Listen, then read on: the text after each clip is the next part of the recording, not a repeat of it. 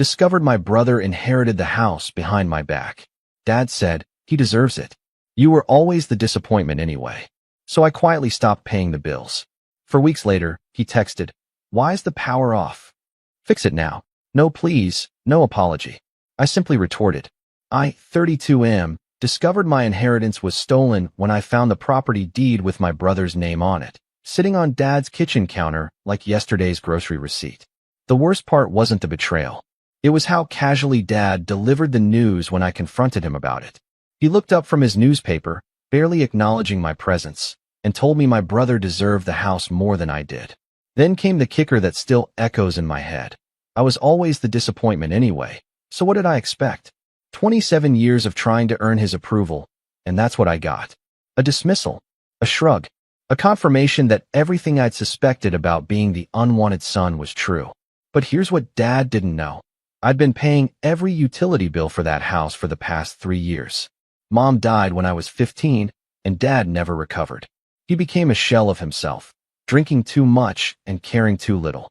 My brother, being the golden child, moved across the country for his tech job and visited maybe twice a year. Meanwhile, I stayed local, checked on Dad weekly, and gradually took over his finances when his drinking got worse. It started small. Dad would forget to pay the electric bill, so I'd cover it. Then the water bill. Then the gas. Eventually, I was handling everything: mortgage payments, property taxes, maintenance, groceries, his medical bills. I set up automatic payments from my account and never thought twice about it. He was family. This was what you did. My brother knew none of this. In his mind, Dad was still the capable man who'd raised us, just with a few more gray hairs and a tendency to repeat stories. During his rare visits, Dad would pull himself together, hide the empty bottles, and play the part of the functioning widower. My brother bought it completely. I never told Dad I was covering his expenses. His pride was already shattered enough. I figured when the time came, we'd sort out the inheritance fairly. After all, I'd invested years of my life and tens of thousands of dollars keeping him afloat. How naive was I? 3 months ago, I stopped by Dad's place to drop off groceries and found legal documents scattered across his kitchen table. Property transfer papers. All signed, notarized, official. The family house, the one I'd been maintaining and essentially financing, now belonged entirely to my brother. I stared at those papers for a long time, my hands actually shaking. The house was worth around $400,000. More importantly, it represented everything I'd worked for, every sacrifice I'd made to keep our family intact. When I asked Dad about it, he didn't even have the decency to look guilty. He explained that my brother had called a few weeks prior, worried about estate planning and taxes. Dad had decided to transfer the house to him early to avoid complications. It made financial sense, he claimed. My brother had the stable job, the wife, the prospects for kids who might want to visit Grandpa's old house someday. And me? Well, I was 32, single, working a decent but unremarkable job in IT support. In Dad's eyes, I was the son who never quite measured up, the one who stayed too close to home, who never married, who reminded him too much of his own failures. When I pressed him about fairness, about my contributions, about the fact that nobody had consulted me, Dad got irritated. He told me the house was his to give to whoever he wanted. Then he delivered that crushing line about disappointment and desert. I left without saying another word. That night, I sat at my kitchen table with a calculator and 3 years' worth of bank statements. The numbers were staggering. Between utilities, maintenance, property taxes, and covering Dad's daily expenses, I'd contributed over $60,000 to keeping that house running. $60,000 my brother knew nothing about. I could have confronted my brother directly, could have demanded reimbursement or insisted Dad reverse the transfer, could have made a legal case about my financial contributions.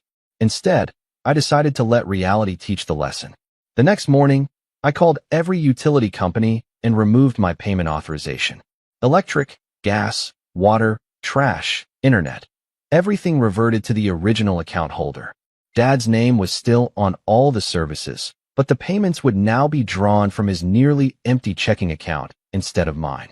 I also stopped the automatic grocery deliveries, canceled his prescription pickup service that I'd been paying for, and discontinued the lawn care service. Every single expense I'd quietly absorbed over the years was now back where it legally belonged. The beautiful part was the timing. My brother had just taken ownership of a house that was about to become a very expensive problem. Dad called me after the first overdue notice arrived, confused about why the electric company was demanding payment. He'd genuinely forgotten that someone else had been handling his bills. 3 years of automatic payments had erased any memory of financial responsibility. I told him he should probably contact my brother about it, since the house was his now. Dad seemed puzzled by the suggestion, but didn't argue. I could hear the uncertainty in his voice, the first crack in his confidence about the decision he'd made. The phone calls intensified. Dad was getting shut-off notices for multiple utilities, and his checking account couldn't cover the accumulated bills. He asked if I could help him figure out what was happening with his payments. I explained very calmly that I'd been covering his expenses for years, but since the house no longer had anything to do with me, I'd transferred that responsibility back to the legal owner. Wasn't that what made sense? After all, Dad had said my brother deserved the house more than I did.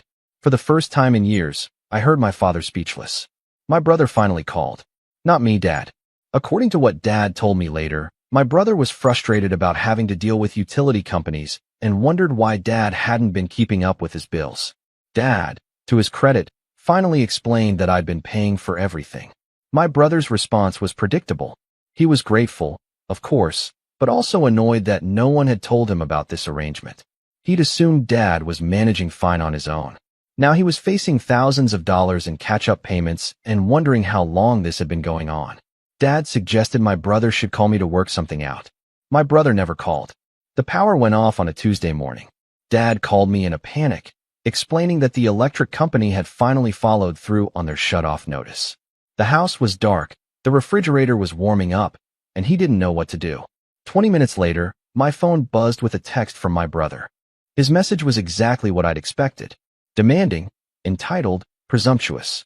He wanted to know why the power was off and told me to fix it immediately. Not asked, told. No acknowledgement of the years I'd been covering expenses. No recognition of the financial burden I'd been carrying.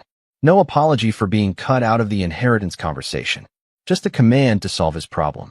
I screenshot the message and stared at it for a while. 3 years of sacrifices, $60,000 of my own money, and countless hours of worry about Dad's well-being. This was how my contributions were acknowledged, as an obligation to continue paying for a house I'd been deemed unworthy to inherit. I typed my reply carefully, making sure every word was measured and clear. I told him the house was his responsibility now, not mine. I'd been covering Dad's expenses for years without recognition or consultation. But since I was apparently the family disappointment who didn't deserve inheritance rights, I concluded I also didn't deserve the financial obligations that came with them. If he wanted the house to have electricity, he should pay the electric bill. If he wanted Dad to be comfortable, he should take care of Dad's expenses. After all, he was the son who deserved it more. I sent the message and turned off my phone. What followed was 2 days of escalating panic.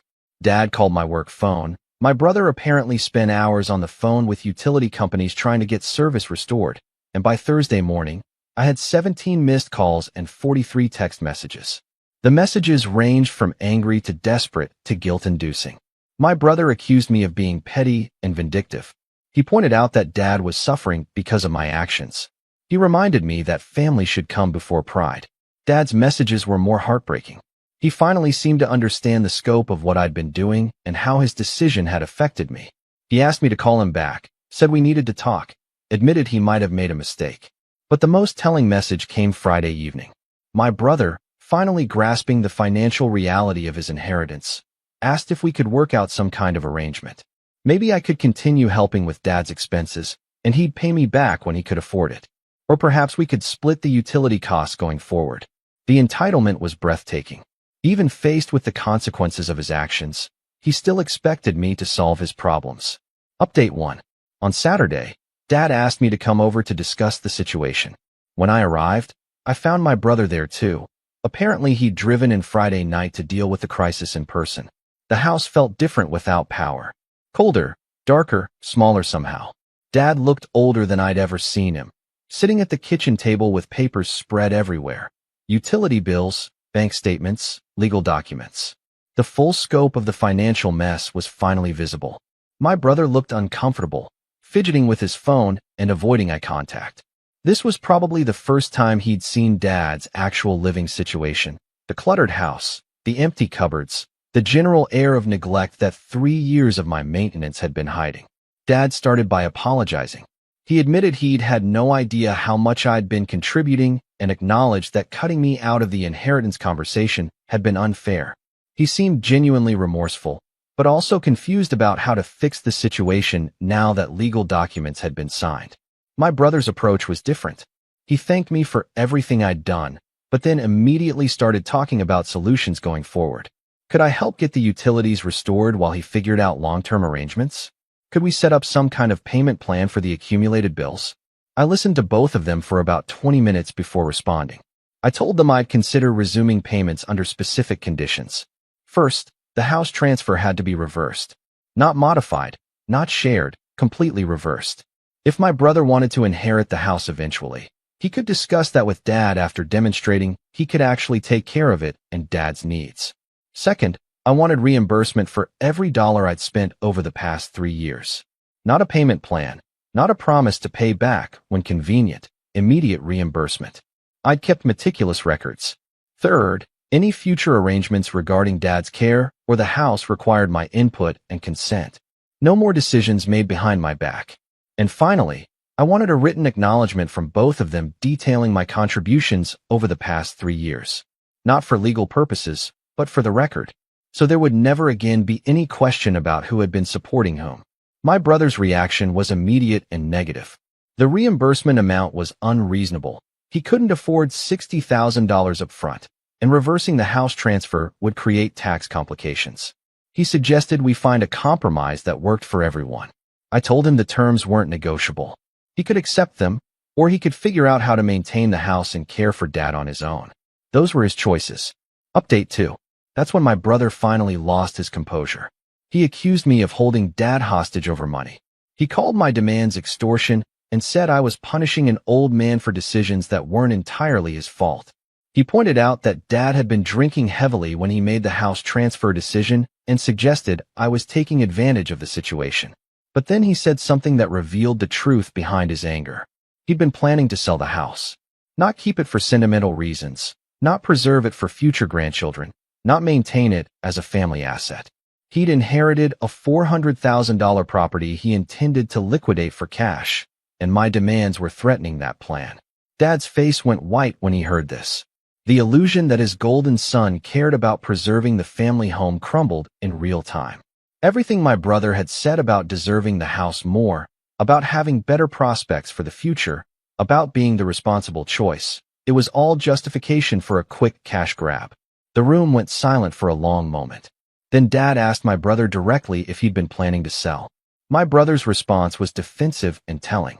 He said he hadn't made any definite decisions, but the house was worth a lot of money, and he had his own financial obligations to consider.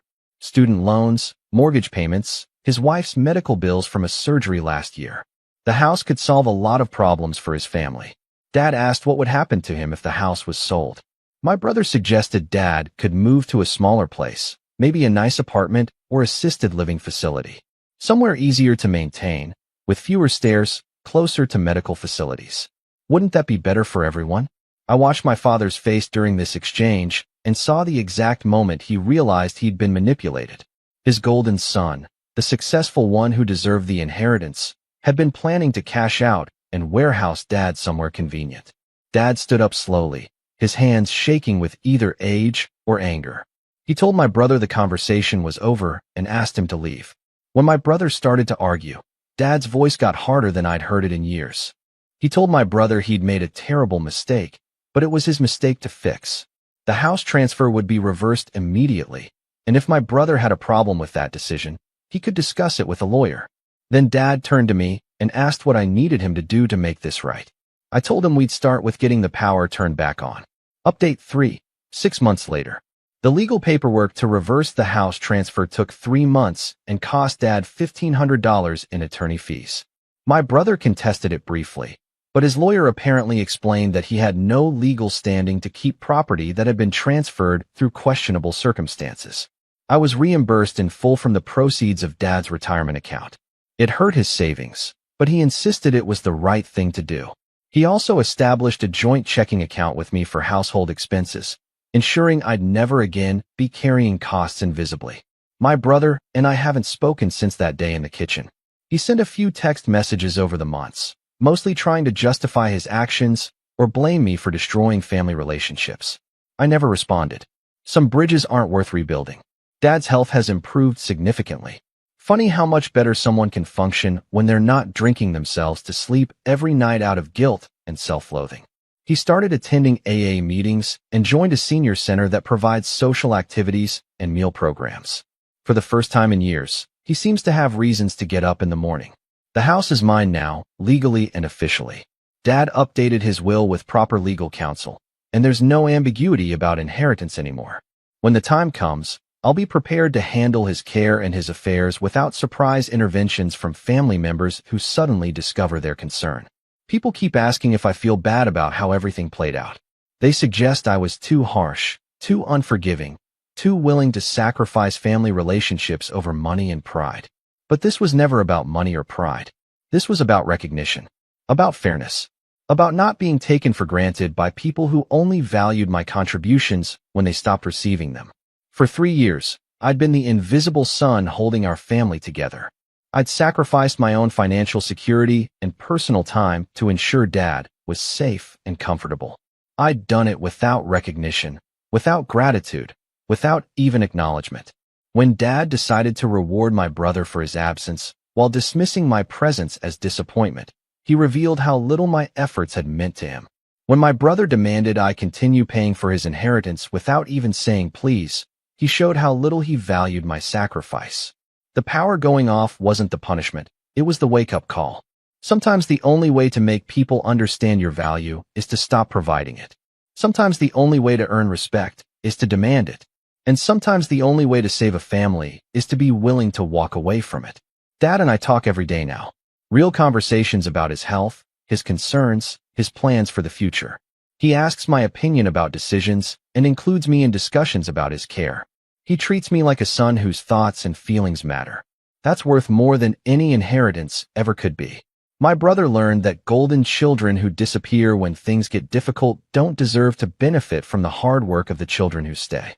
Actions have consequences, even when those actions involve family. And I learned that sometimes the people who call you disappointing are really just disappointed in themselves. The house still needs work, Dad still needs care, and there are probably more difficult conversations ahead. But now we're facing those challenges as a team instead of me carrying everything alone while others make decisions about my life without consulting me. That's not revenge, that's justice. And justice, it turns out, feels a lot like coming home.